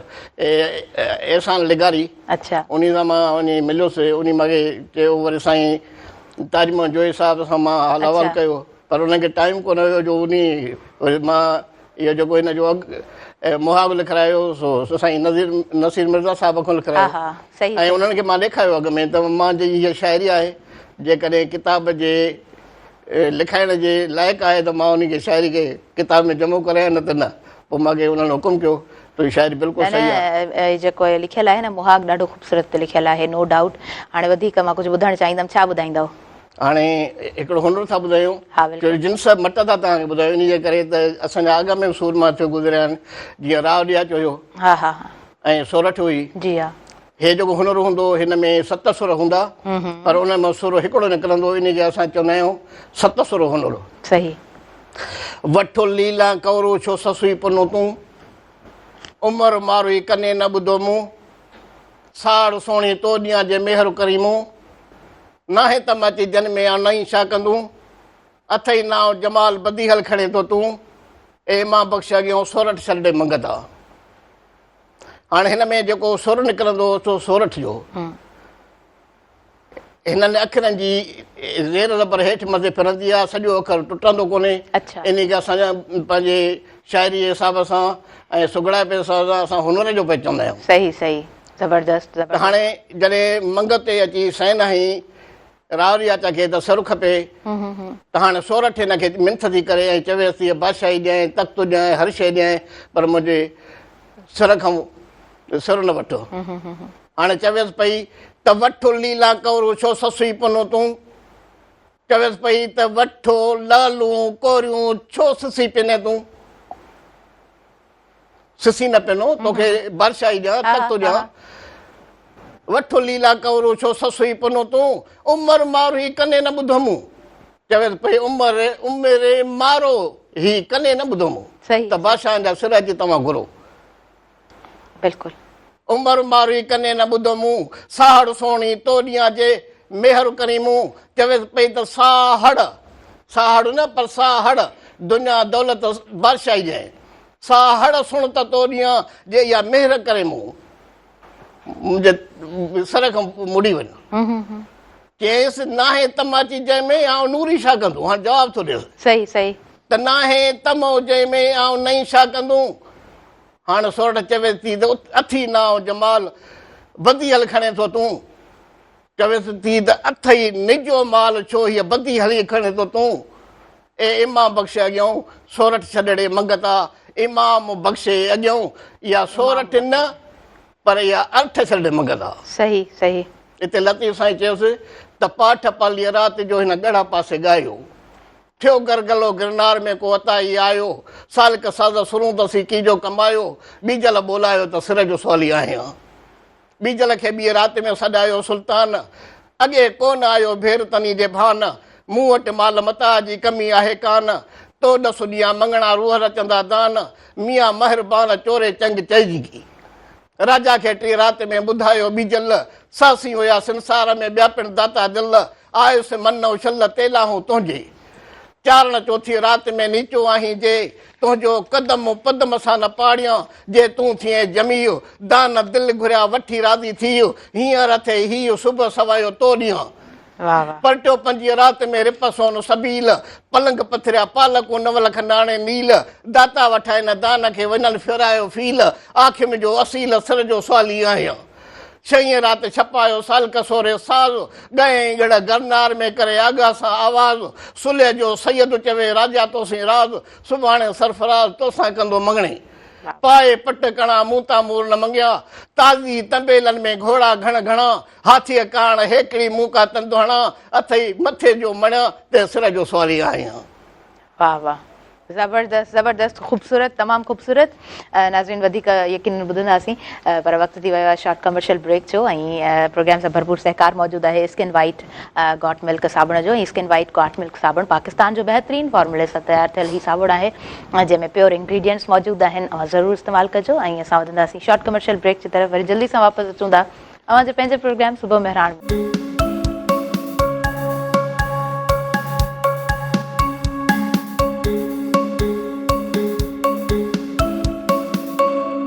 नाज़रीन सभिनी ॾिसंदड़नि खे ॿीहर भली कार चवां थी अवांजे पंहिंजे प्रोग्राम सुबुह मेहरान में ऐं सुबुह मेहरान सां भरपूर सहकार मौजूदु आहे स्किन वाइट गॉट मिल्क साबुण जो ऐं असांजी दावा आहे त पाकिस्तान में हिन खां वधीक सुठो ठहियल को बि साबुण मौजूदु न आहे स्किन वाइट साबुण में रुगो ख़ालिस शयूं ई इस्तेमालु थियल आहिनि प्रोग्राम जी तरफ़ अॻियां वधणु चाहियां थी ऐं प्रोग्राम में असां वटि चंग नवाज़ मौजूदु आहे उमेद अली खोसो तव्हां खां चंग ॿुधंदासीं हाणे कहिड़ी धुन आहे छा ॿुधाईंदव?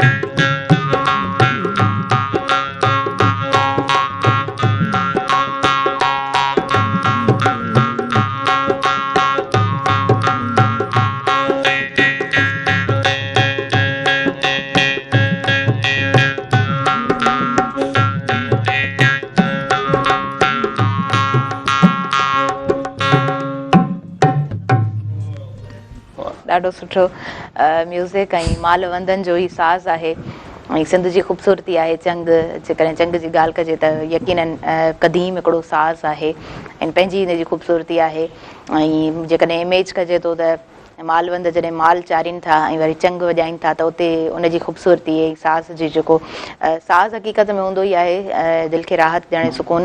उनखां अलावा जेकॾहिं बोड़ींदे जी ॻाल्हि कजे त उनजी हिकिड़ी पंहिंजी ख़ूबसूरती आहे। इहे सभु सिंध जा इंस्ट्रूमेंट्स आहिनि ऐं ॾाढा क़दीम ऐं ख़ूबसूरत आहिनि। फ़ोन कॉलर हिन वक़्तु मौजूदु आहिनि, उन्हनि खे मां शामिलु कंदसि प्रोग्राम में। हेलो, अस्सलाम वालेकुम। वालेकुम सलाम। तव्हांखे भलीकार चऊं था प्रोग्राम में, मां पंहिंजो नालो ॿुधाईंदव? मानला पियो ॻाल्हायां समझो। जी जी, भलीकार चऊं था प्रोग्राम में। छा चवणु चाहींदव प्रोग्राम जे हवाले सां?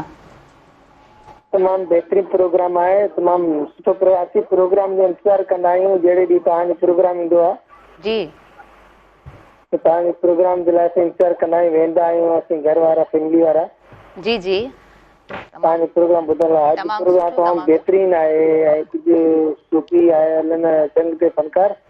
जी हा, असांखे टंग ते का धुन ॿुधणी आहे सूफ़ी कलामनि जी। बिल्कुलु बिल्कुलु, तव्हांजी महिरबानी। तव्हां पूरी फैमिली सां वेही करे प्रोग्राम ॾिसंदा आहियो ऐं वरी तव्हां प्रोग्राम में कॉल बि कई आहे। तव्हांजी शुक्रगुज़ार आहियां। ऐं प्रोग्राम जी तरफ़ नाज़रीन अॻियां वधूं था। एस एम नदीम साहब मौजूदु आहिनि। ऐं थोरो ॻाल्हाइणु चाहींदसि Sindh premier and junior league के हवाले से। जी, मैं सुनना चाहूँगी सिंध प्रीमियर और जूनियर लीग के हवाले से। देखिए, आरिफ मलिक साहब हैं इसके ऑनर। तो पहले जो पहला सेशन हुआ था लास्ट ईयर जो है वो सिंध प्रीमियर लीग का, उसके लिए हम लोगों ने भी काफ़ी बात की थी। मेरांटी ने भी काफ़ी जो उनको सपोर्ट किया। बिल्कुल। और ये गवर्नमेंट सतह पर ही एक किस्म से हो रहा है, मतलब गवर्नमेंट की इन्वॉल्वमेंट है, सिंध गवर्नमेंट की। अब उन्होंने ये एडिशन शुरू किया है जूनियर लीग का। जी हाँ, अब ये पहला एडिशन ही है। अभी ट्रायल कल सखर में हुए हैं, आज मेरे ख्याल से शहीद बेनज़ीराबाद में, और 13 तारीख को जो है वो हैदराबाद के अंदर जो है ट्रायल होने। हसन रज़ा हैं हमारे दुनिया के यंगेस्ट जो वो टेस्ट क्रिकेटर जो फॉर हसन रज़ा, बिल्कुल बिल्कुल। हाँ, वो जो है वो इनको ट्रायल्स को जो है वो लीड कर रहे हैं और वो ले रहे हैं। तो अब देखते हैं 6 टीमें बनेगी, वही पैटर्न है। और इसके मुकाबले कराची में होंगे। पहले तो इन्होंने कहा था कि शहीद बेनज़ीराबाद में करवाएंगे, लेकिन शायद वहाँ पर जो अकोमोडेशन और दीगर जो वो डोमेस्टिक इशूज़ जो हैं काफ़ी हैं ग्राउंड के हवाले से वैसे, तो इन्होंने जो है वो शिफ्ट किया है कराची के अंदर। तो हमारी बेस्ट विशेज़ हैं। देखिए, कोई भी एक्टिविटी होती है तो हम वेलकम करते हैं। अगर उसमें अच्छा होगा तो अच्छा बताएंगे, और अगर कोई गलती होगी, कोई बुरा होगा तो फिर उसको भी हम हाईलाइट करेंगे। तो ये इवेंट हो जाए, हमारी दुआ है कि अच्छे तरीके से हो, बच्चों को मौके मिलें और मेरिट पर हो, जो भी हो, बच्चों की सिलेक्शन है या जो भी मामला तो मेरिट के ऊपर हो, तो वो सबसे बेस्ट है। तो मेरी बेस्ट विशेज़ हैं। और मेहरान टीवी के तवस्सुस से मैं ये कहूँगा कि जो है वो बच्चों को कि ज़्यादा से ज़्यादा आएँ, ट्रायल्स में हिस्सा लें आप। देखिए, हिडन टैलेंट जो है वो रॉ टैलेंट जो कहते हैं वो ऐसे ही जो है नुमायाँ होता है कि आप जो है जगह जगह पर जाते हैं और बच्चों की ट्रायल्स करते हैं तो उसमें से कोई टैलेंट निकल कर आता है, तो शायद वो आगे जाकर जो है पाकिस्तान को सर्व करे। हाँ हाँ, पाकिस्तान को रिप्रेजेंट करे, ये बिल्कुल आपने ठीक कहा। एक चीज़ और मैं ऐड कर दूँ, हमारे जो वो स्नूकर स्टार हैं मोहम्मद आसिफ जी, मोहम्मद आसिफ, उन्होंने जो वो अभी वर्ल्ड कप जीता है। और ये दुनिया के वाहिद प्लेयर हैं जिन्होंने तीसरी मरतबा जो है वर्ल्ड चैंपियनशिप जीती है स्नूकर के अंदर। इससे पहले जो वो एक 90s का एरा था, उसमें पाकिस्तान 4 खेलों के अंदर वर्ल्ड चैंपियन था, हॉकी, स्क्वाश, क्रिकेट और स्नूकर। और स्नूकर में मोहम्मद यूसुफ थे जो पहले वर्ल्ड चैंपियन बने थे। उसके बाद हम कभी भी इतने गेमों के अंदर जो है वर्ल्ड चैंपियन नहीं हुए। तो ये मोहम्मद आसिफ जो है स्नूकर के जो वर्ल्ड चैंपियन बने हैं, इनको भी बड़ी जो वो स्ट्रगल के बाद जो है वो, आपको पता है कि कोई पहुंचता है इस लेवल पर। और दुनिया के जो है पता नहीं कितने ममालिक 64 प्लेयर्स ने हिस्सा लिया। उसमें से 32 हुए, 32 में से 16 में से फिर जो है ये जाकर जो है सेमीफाइनल और फाइनल जो है मोहम्मद आसिफ ने जीता है, तो उनको बहुत मुबारकबाद। बिल्कुल बिल्कुल, कहना बहुत आसान है, बताना बहुत आसान है, एक्सप्रेस करना बहुत आसान है, पर जेकॾहिं ॾिठो वञे उन प्लेयर जो उनजो कमु, उनजी मेहनत, यकीनन उन जे लाइ केतिरो ॾुखियो हूंदो उन टारगेट खे अचीव करणु, त इहा ॻाल्हि यकीनन सम्झण जोगी आहे। सुगढ़ याकूब जागीराणी असां गॾु मौजूदु आहे, तव्हां खां असां कुझु ॿुधंदासीं, छा ॿुधाईंदव हाणे? असां अल्लाह तबारक व तआला असांजे लाइ जेके मेवा पैदा कया, जी हा, उन्हनि मां असां हिकिड़ो अंब जो क़िस्म आहे, मां उन अंबनि जे क़िस्म जा नाला तव्हांखे पेश थो कयां। अच्छा, वाह वाह वाह वाह, इंट्रस्टिंग, ॿुधायो। अर्ज़ चयो त केॾा कुर्ब कामिल ख़ातिर कया साहिब रब सतार, जी बेशक, जो मेवा पैदा मुल्क में कया हिन ॾेहनि जे ॾातार, बेशक, कुझु क़िस्म अंबनि जा जो त यादि पिया आहिनि यार, बम्बई अलमास अनवर टोल रामल ऐं रुखसार देसी दुसेरी दिलपसंद गुलाबी गुलजार बादामी बखमलपुरी खीरोल मुल्तानी मालदार बादशाह फिलोरी जन झोल ऐं जमादार ज़ैफ़राना ज़मर सां थियनि था बाग बहार पताशो लाल बादशाह गोला ऐं जागीरदार फजरी गुलाब फसुली थिया नायाब निर्वार तैमूरिया ज़ुल्फी शेर शाह सिंध जा हलनि था वॾा पिया वापार कलाकंद हरशाद जी हले हरनि थी हकार हमाम बंगाली खाशा जा हलनि वॾा पिया वहिंवार चोर सो अल्फा संसो लंगड़ो लाल लियार सिंधुड़ी तोतापुरी बेगन पली सां थियनि था बाग बहार समर हाथी गिलास सभिनी जा सिंगार पीर जो पागारो कलेक्टर वठनि दिलि सां दुकानदार मौला जी महिरबानी सां थी विया कुर्ब करार मालिक से मुख़्तियार कया आहिनि यकावड़ याकूब चवे। वाह वाह ज़बरदस्त ज़बरदस्त। तव्हां त हेॾियूं जिन्सूं अलाए कहिड़ियूं कहिड़ियूं ॻड़ाए छॾियूं जेके ॿुधियूं बि कोन हुयूं। सो मूं पहिरीं बि चयो त सुघड़ जो इहो कमाल हूंदो आहे त हर शइ खे प्रिसाइज़ करे ॾाढो ख़ूबसूरत तरीक़े सां उहो बयानु कंदो आहे। जंहिं बि सिन्फ़ ते ॻाल्हाए जंहिं बि शइ ते ॻाल्हाए उहा आया सकाफ़त हुजे असांजी ज़राअत हुजे धरती हुजे ऐं कुदरती काइनात हुजे त ॾाढो ख़ूबसूरत तरीक़े सां बयानु कंदो आहे। वधीक ॿियो छा ॿुधाईंदव? ॿियो किसा थोरो शेर टिगा आहिनि थोरो ख़्यालु कजो। हा असांजे हीअ जेका हाणे मोबाइल जो दौरु अची वियो इन ते सुगड़ ऐं मोबाइल पाण में गड़बड़ी पिया। अच्छा जहिड़ो थी वियो जी अर्चो त सारायां सुबहान खे जो ॾेहनि जो ॾातार मालिक मोकिलियो महबूब खे ॾेई इलाही अख़्तियार हिकु ॾियारे हिन ॻाल्हि जो मूं वेही कयुमि वीचार त मोबाइलनि जो मुल्क में वियो वधी इलाही आज़ार हाणे हिन सां हिकु वार कजे जहिड़ो जागीराणी चवे जी चईंदा कीअं कदे जहिड़ो मूंसां आया कामिणे कम वारी हली ॾाढे हुब मथां मूंखे वंजरे वापारी वकील वज़ीर वॾेरा था सलाह करण सारी ॾेई मैसेजूं हिक ॿिए खे दोस्त दिलदारी जे हर काए हारी त बि खयूं ते तो खीसे में। हा बिल्कुलु ईअं त आहे। सुगड़ चयो त खयूं तनी खीसे में आहे सुध ख़बर सारी पर सच चवण जी सुगड़ खे आहे इहा अख़्तियारी हिकु वक़्तु ज़ाया करे ॿियो तो मां थी वधे बीमारी दिमाग़ सालिम न रहे रहे दिलि में बेक़रारी करे तौबा ज़ारी तुंहिंजी दोस्तीअ खां खणी दंगु कजे। वाह वाह ज़बरदस्त। चईंदा कीअं दोस्ती खां दंगु कंदे मूंसां त पोढ़ा बि कनि था प्यार सदर घुराए थो सिक मां जो आहे मुल्क जो मुख़्तियार खयूं वते थो ख़ुशीअ मां मूंखे नंढो वॾो ॿार 13 करोड़ 64 लख 90,000 आलम में मुंहिंजो हलई थो वणिजो वापार तूं आहे ग़रीब जो ॿार बसि करे वियो बयान खां। सुगड़ चयो त कीअं बसि कयां बयान खां हिते त माण्हू था मरनि तुंहिंजो आज़ार वधी वियो आहे घणो में घरनि वधे बीमारी तो मां चङा था चवनि सू पवे सू रखनि हिते झर झंग झेड़नि आहे सारो मुल्क सुञ कयो। चईंदा सारो मुल्क सुञ अञा किथे छो आहे भंगी भील भट थो चाह मुंहिंजा चाहे टांगे वारो टाए सां थो रखे कन ते साहे परदेसनि जो प्यार थी छॾाए वेतर वधाए मूं धाको जमाए वेठी आहियां हिन मुल्क में। ज़बरदस्त तमामु ख़ूबसूरत ऐं नाज़रीन असां वधंदासीं हींअर शॉर्ट कमर्शियल ब्रेक जी तरफ़। नंढड़ो ब्रेक आहे हिन प्रोग्राम सां भरपूर सहकार स्किन वाइट गॉट मिल्क साबुण जो आहे पाकिस्तान जो वाहिद साबुण जेको पूरे पाम ऑयल ऐं गॉट मिल्क बकरी जे मिल्क सां ठहियलु आहे ऐं हिन में ॾाढियूं सुठियूं इंग्रीडियंट्स जेके आहिनि न उहे प्योर इंग्रीडियंट्स मौजूदु आहिनि। शॉर्ट कमर्शियल ब्रेक आहे वरी जल्दी सां वापसि अचूं था अवां जे पंहिंजे प्रोग्राम सुबुह मेहरान।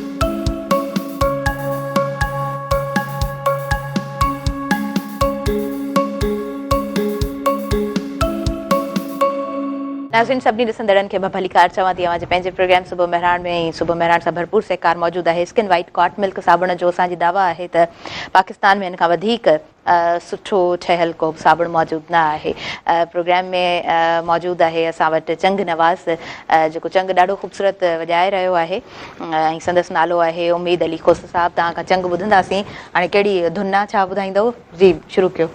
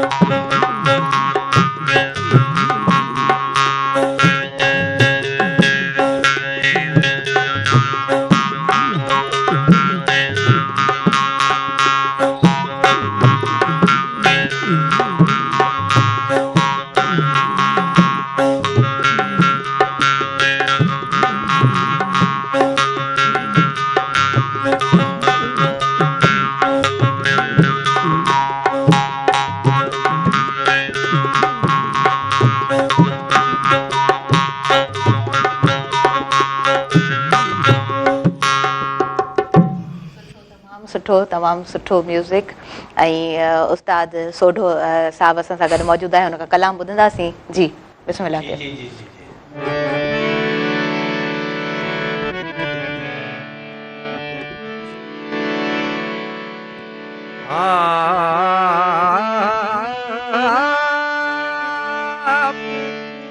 ओ हारियाणी, ओ हारियाणी, ओ हारियाणी, ओ हारियाणी, हिन सिंध अमर जी हारियाणी, ओ हारियाणी, ओ हारियाणी, हिन सिंध अमर जी हारियाणी, ओ हारियाणी, ओ हारियाणी।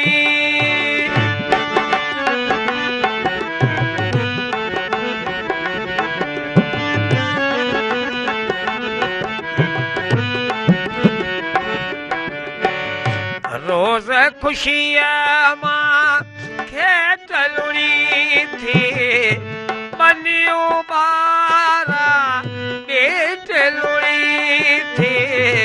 रोज़ खुशिया मां खेत लुणी थी, बनियूं बारा पेट लुणी थी।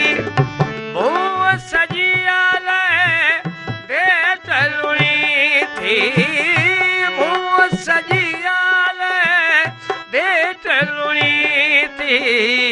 ओ हारियाणी, ओ हारियाणी, हिन सिंध अमर जी हारियाणी, ओ हारियाणी, ओ हारियाणी।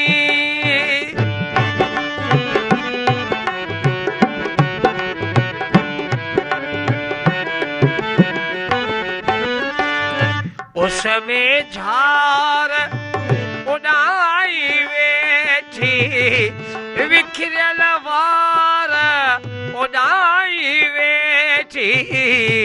उसमें झार उड़ाई वेठी, विखिरियल वार उड़ाई वेठी। जनत जमार उड़ाई वेठी, जनत जमार उड़ाई वेठी। ओ हारियाणी, ओ हारियाणी, हिन सिंध अमर जी हारियाणी, ओ हारियाणी, ओ हारियाणी।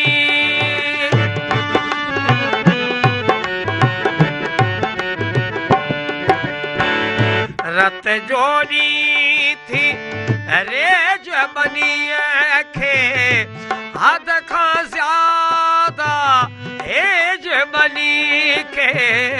रत जोड़ी थी रेज बनीअ खे, हद खां ज़्यादा हेज बनीअ खे। ॾींदी आहीं डेज बनीअ खे, ॾींदी आहीं डेज बनीअ खे। ओ हारियाणी, ओ हारियाणी, हिन सिंध अमर जी हारियाणी, ओ हारियाणी, ओ हारियाणी। ख़ूबसूरत ख़ूबसूरत, ॾाढो ख़ूबसूरत। ऐं प्रोग्राम जो टाइम पंहिंजे इख़्तिताम ते पहुची रहियो आहे। ऐं मैसेज वठंदसि असां वटि। प्रोग्राम में सुघड़ याकूब जागीरानी साहबु मौजूदु रहियो ऐं मां ॾाढी ख़ुशि थियमि त ऑलरेडी हिन ते जेको आहे मुंहिंजो नालो किताब ते बि लिखियलु हुयो। किताबु ज़रूरु आउं पढ़ंदी हुअसि। तव्हां खां वेंदे वेंदे आख़िर में मैसेज वठंदासीं। छा मैसेज हूंदो तव्हांजो? असांजो मैसेज इहा आहे त पाण में मोहबत हुजे, एको ॿधी हुजे ऐं पंहिंजे घर सां सलूक सही हुजे। ऐं जेके असांजा पंहिंजा दोस्त अॼु गॾु आहिनि इन जो यादगिरो हिकु ॿिए खे हुजे। हा हा हा, बिल्कुलु बिल्कुलु, तव्हांजी महिरबानी। प्रोग्राम में तव्हां आया हो, असांजे प्रोग्राम खे तव्हांजी मौजूदगी ॾाढो ख़ूबसूरत बणायो आहे। बेहद शुक्रगुज़ार आहियां मां ऐं मुंहिंजी समूरी टीम। SM नदीम साहब, आपका क्या मैसेज होगा इन शॉर्ट? मेरा मैसेज यही है कि शाद रहें, आबाद रहें और अपने प्यारों का ख्याल करें। और उसके अलावा जो अल्लाह पाक ने जो हमें नेमतें दी हैं, अल्लाह ताला का भी शुक्र अदा करते रहें। बिल्कुल बिल्कुल, खूबसूरत बात, खूबसूरत मैसेज तव्हांजो। ऐं आऊँ शुक्रगुज़ार आहियां, मैं बहुत थैंकफुल हूँ आपकी भी। आप प्रोग्राम में आए और प्रोग्राम हमारा गेमिंग के हवाले से देखा जाए तो आपने बहुत अच्छे तरीके से अपडेट किया हमें, हमारे तमाम देखने वालों को। ऐं हिन तरफ़ आयल जेके असांजा मुअज़्ज़िज़ महिमान आहिनि, चंग नवाज़, उम्मीद अली खोस साहब, तव्हांजी बि शुक्रगुज़ार आहियां। तव्हां प्रोग्राम में आयो, एॾो सुठो ख़ूबसूरत चंग जो साज़ अॼु असांखे ॿुधण जे लाइ मिलियो, तमामु शुक्रगुज़ार आहियां। अव्हांजी बि उस्ताद सोढो जोगी साहब असांजे प्रोग्राम में मौजूदु रहियो। ॾाढो ख़ूबसूरत आवाज़ु, ॾाढो मिठो आवाज़ु, तमामु सुठो असांजो सिंध जो ख़ूबसूरत रागी। ऐं तव्हांजी बि शुक्रगुज़ार आहियां नंदलाल, तव्हां ढोलक ॾाढो सुठो प्ले कयो आहे, ॾाढो सुठो तव्हां परफॉर्म कयो आहे।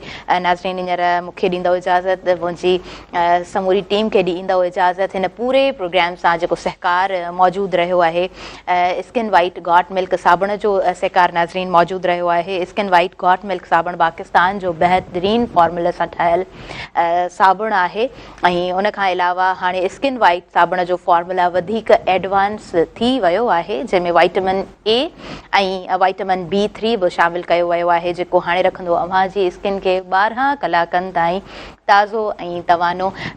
खोड़ सारियूं दुआऊं कजो, पंहिंजी दुआउनि में भरपूर मूंखे यादि कजो। मुंहिंजे सभिनीनि टीम मेंबर्स खे, मुंहिंजे सभिनीनि साथियुनि खे, मुंहिंजे सभिनीनि महिमाननि खे ॾींदव इजाज़त। अल्लाह निगहबान। वेंदे वेंदे अव्हांजे लाइ ख़ूबसूरत आवाज़ मौजूदु आहे, ख़ूबसूरत राग मौजूदु आहे उस्ताद सोढो जोगी तरफ़ खां। तव्हांखे असां तोहफ़े तौर कलाम ॾींदा वञूं था। जी लगी लखण जी हीर मारूम जमीर, लगी लखण जी हीर मारूम जमीर, आऊं हित बंद में बंदियाणी अला, आऊं हित बंद में बंदियाणी आया।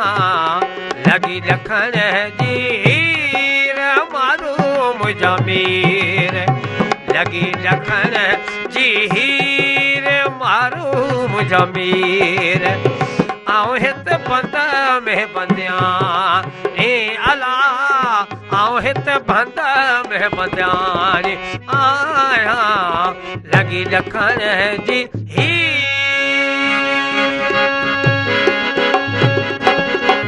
कच बंदियानी बंद मायला, कच बंदियानी बंद मायला, जीअरे लाए जंजीर मारूम जमीर, जीअरे लाए जंजीर मारूम जमीर, आऊं हित बंद में बंदिया रे अला, आऊं हित बंद में बंदियानी आया। लगी लखण जी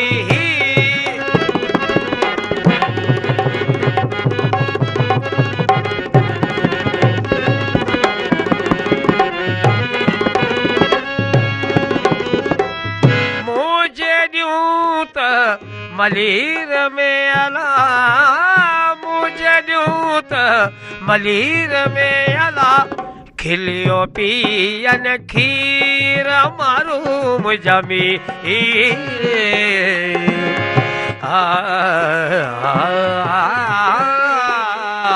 खिलियो पियन खीर मारूम जमीर, आऊं हित बंद में बंदिया अला, आऊं हित बंद में बंदियानी आया। लगी लखण जी हीर लाल लाल लतीफ़ चए, लतीफ़ चए मुर्शद लाल लतीफ़